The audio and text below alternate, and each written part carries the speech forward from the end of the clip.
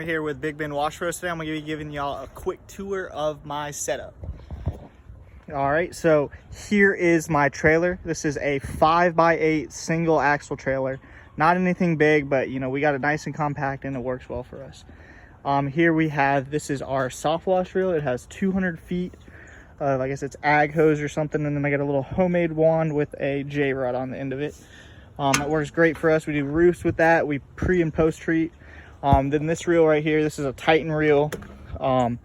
Use this for the 8 gallon a minute. I got 300 feet of hose on it, and this is, I highly recommend the hose company for any kind of pressure washing work. These hoses have lasted me probably 6+ months. This here is my 5.5 gallon minute hose. Same amount of 250 feet of hose on it. Same kind of hose. It is hose reel off of Amazon. It gets the job done. I actually got another Titan on the way. Up here we got our just 2 little hose reel mounts for, you know, putting all our garden hose and whatnot on. Gas tank that we got on hand. We have our 225 gallon tank right here. This is for all our water supply. We got bulkheads going to our unloaders, and then one of those is for the 12 volt, which I keep in this toolbox. This here is a bleach tank for us, 55 gallon vertical bleach tank. Works well. Just lost the lid for it, but you know, we got another one of those on the way. Here is our surface cleaners. We have, this is a Whisper Wash 16-inch. Use this for the 5.5 gallon a minute right here. Never lets me down. Then for the 8 gallon a minute, we have a 20-inch. I believe this is a Mightium surface cleaner. A little different brand, but they both have been nothing but reliable for me. Zero issues with either of them. They clean great. In here, this is our toolbox. This is where we keep all our chemicals, as well as our 12 volt setup. So as you can see here, it's a little bit of a mess, but we got tons of tarps and everything for covering everything up. Keep all our surfactants, degreaser, oxalic. I'll go over a video in the future just detailing all the chemicals I use. Another good thing I highly recommend is getting these bags for gutters. I will do another video on that as well shortly. But those are lifesavers with roof cleaning.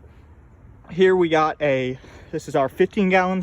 It's a Downstream tank. We just fill it up with bleach. And then I got another 15 gallon for our surfactant. Going back into the toolbox, take another quick look at it. But I have a proportioner here. This is the 12 volt. We got just a golf cart battery and then a battery charger. So at the end of the night, I'll come up here, plug in my charger, or plug in my extension cords, and you hit the button, it charges it. All kind of self-contained in here. So this is our proportioner. I have it set up out here. We just soap, surfactant, water always stays open. And I have this switch right here that cuts the pump on and off. This one right here, as you can see, is for our remote downstream injector right here. That'll cut it on, and I'll grab the remote for y'all real quick.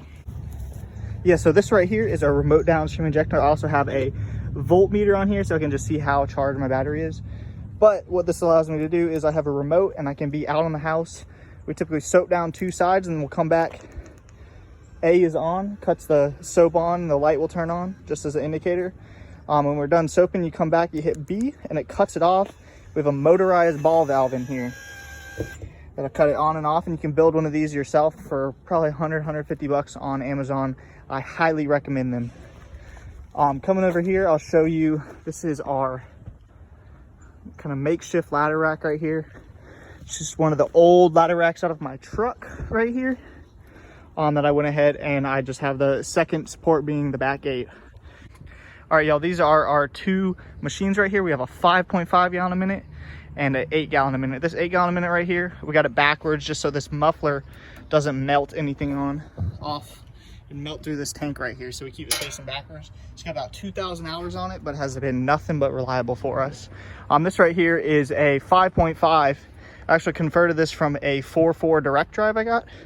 And it's got a Honda GX390 engine on it.